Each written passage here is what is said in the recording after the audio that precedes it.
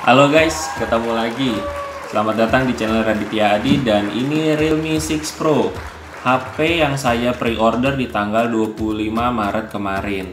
Ya, HP ini launching di tanggal 24 Maret dan mulai bisa dipesan itu di tanggal 25, satu hari setelah launchingnya.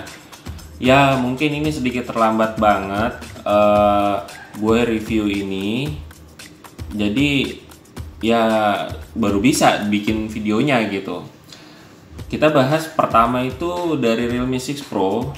Itu bodinya itu gede, megangnya mantep. Cuman untuk tangan gue yang udah sebesar ini, segede ini pun juga masih harus bisa enak itu pegang dua tangan gini. Karena kalau satu tuh untuk megang atasnya tuh susah gitu, untuk mencapai ke atasnya tuh susah. Karena HP ini bodinya ya panjang, lebarnya juga ya lumayan gitu, segini lah gua genggam HP-nya.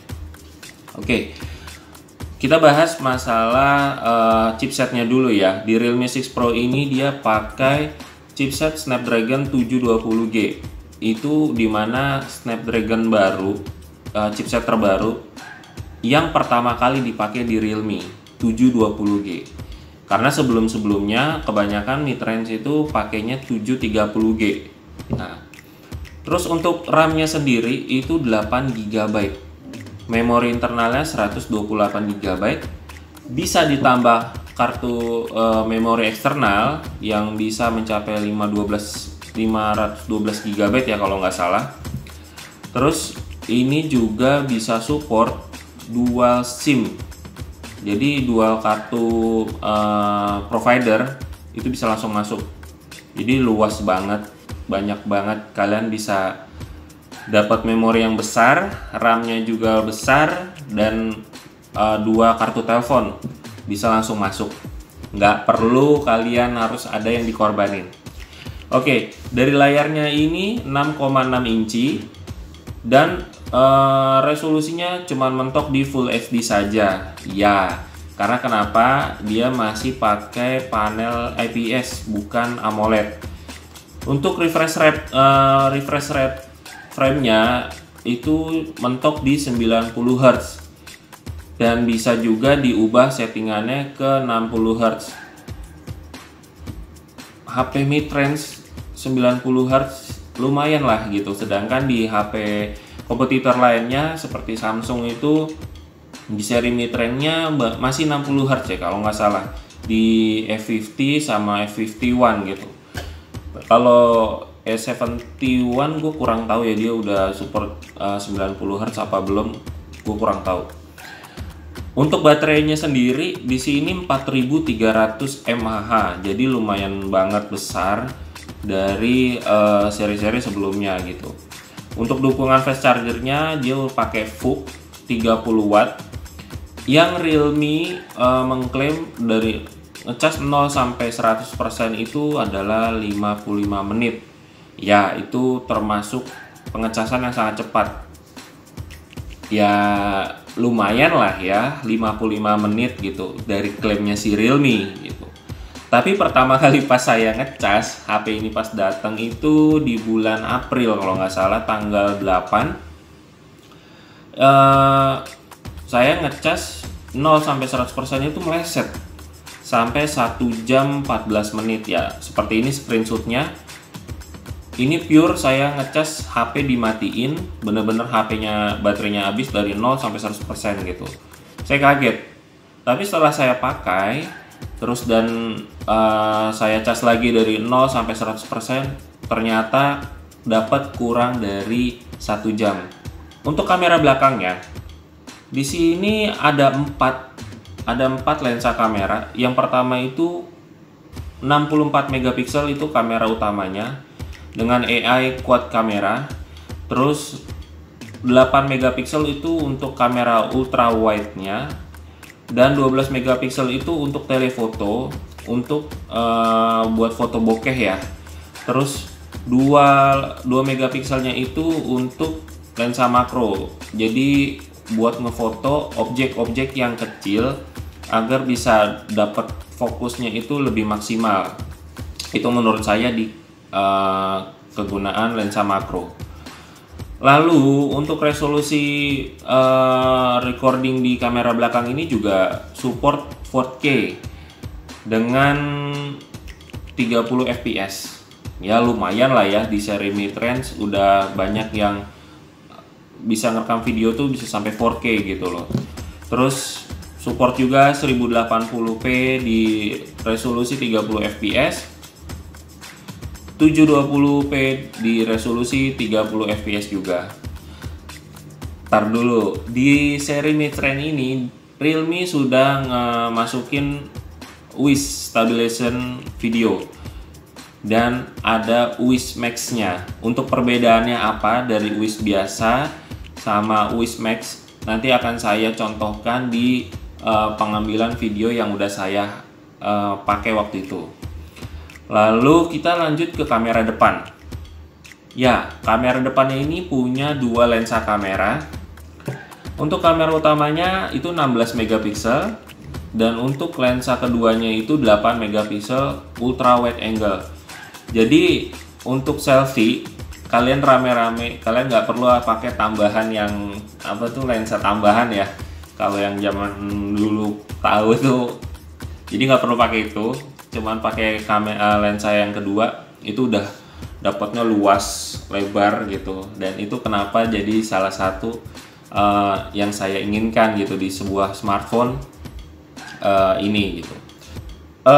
Untuk resolusinya video di kamera depan ini dia support di 1080p di 30 fps dan support juga 720p itu di 30 fps. Untuk video slow mo-nya dia di kamera depan itu support sampai 120 frame per second, 120 fps itu untuk slow motionnya. Dan untuk support WIS stabilization-nya itu di kamera depan juga bisa. Ya gila, bagus banget memang dari kamera depan dan kamera belakang ini. Dan contohnya akan seperti ini.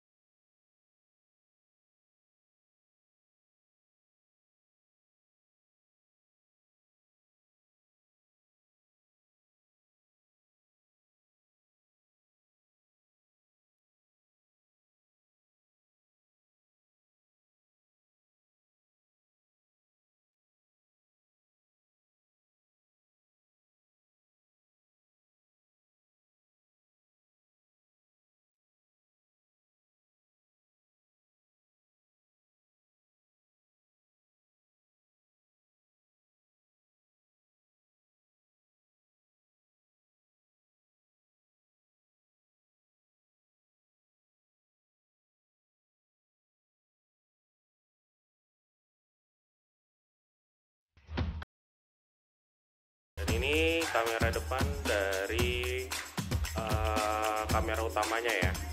Seperti ini gambarnya, kalian bisa nilai sendiri. Dan ini sudah ada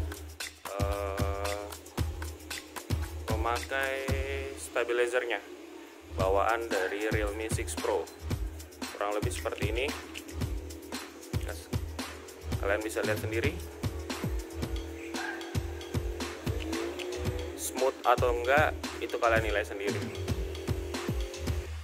Lagi pakai kamera depan dari Realme 6 Pro dengan kamera utamanya dengan tingkat kebokehan 100% seperti ini. Kalian bisa nilai sendiri untuk sekeliling gua bagaimana tingkat bokehnya, dan ini gua akan sambil jalan. Apakah masih smooth? Kalian bisa nilai sendiri. Dan ini adalah tampilan kamera depan Realme 6 Pro di kamera utama, tapi tanpa bokeh dan tanpa WIS-nya atau ultra-steady-nya dari Realme ya. Seperti itulah kurang lebih yang gua tahu ya. Jadi seperti ini gambarannya. Kalian bisa lihat sendiri dan menilai sendiri bagaimana lebih bagus pakai bokeh atau tidak, dan rapi atau enggak, stabil atau enggak, kalian nilai sendiri. Tetap kamera utama dengan resolusi 1080p ya, 1060 gitu dengan 60 fps, tapi sekarang pakai mode WIS. Oke, ini masih di kamera utama, kita pakai WIS Max. Oke guys, tadi kalian udah lihat ya dari hasil foto-foto dan video yang udah gua ambil kemarin-kemarin. Ya kurang lebihnya seperti itu dan kalian menilai sendiri. Kalau kalian ada komentar apapun, cantumin aja di kolom komentar, nggak apa-apa, ramein aja. Dan Realme sendiri ngeklaim kalau sebenarnya HP ini sudah pakai Corning Gorilla Glass ya untuk di kaca depannya ini dan di belakang klaimnya, dan screenshotnya seperti ini. Lalu di sini juga Realme ngeklaim kalau HP ini tahan cipratan air. Ingat, tahan cipratan air, bukan ada sertifikasi IP68 ya. Jadi nggak ada di sini, HP-nya nggak ada sertifikasi IP68 atau 67 ya kalau nggak salah. Nah, dia hanya klaim cipratan air, sudah pakai Corning Gorilla Glass. Terus bodinya juga sudah dibalut sama metal untuk pinggirannya ini, karena emang ini berasa sih beratnya tuh kayak di sampingnya gini guys. Terus apalagi ya, oh iya, speakernya, kita dari tadi belum bahas masalah speaker. Speakernya itu sudah disertifikasi dari Dolby Atmos, jadi kenceng, memang kenceng suaranya, tapi menurut gue pribadi kurang stereo ya. Menurut gue pribadi kenceng oke, tapi kurang stereo ya, itu menurut gue pribadi dari gue sendiri gitu. Lalu HP ini masih ada earphone jack 3,5 mm ya, dimana HP-HP lain sudah banyak yang menghilangkan earphone jack, di Realme pun masih ada. Itu berguna banget buat kalian yang masih menggunakan suka pakai earphone atau headset ya. Terus kalau untuk sistem pengamanannya di sini ada fingerprint di samping, posisinya di samping ya. Ini masih terbilang jadul sih, karena yang kompetitor lainnya tuh udah under display semua sidik jarinya gitu loh. Dan untuk face unlock-nya tuh cepat, fingerprint sama face unlock tuh cepat. Cuman dari gue pribadi di sini sedikit berbahaya untuk di face unlock, karena kenapa? Dengan mata kita tertutup aja, kamera depannya mendeteksi muka kita itu akan tetap kebuka, dan itu berbahaya guys. Kalau saran gue sih mungkin kedepannya face unlock itu dengan mata kita tertutup itu tetap nggak bisa kebuka. Menurut gue begitu ya. Karena kalau matanya tertutup berarti kalian kalau lagi tidur misalkan, terus pacar kalian iseng pengen buka HP, kalian ketiduran, tempelin ke muka dan itu langsung kebuka. Serius. Itu jokes dari gue aja. Dan untuk harganya sendiri ini pertama kali di launching 4.599.000 ya, kisaran range 4.600 kembali 1.000. Kesimpulannya HP ini kalau menurut gue pribadi pas sih. Karena kenapa?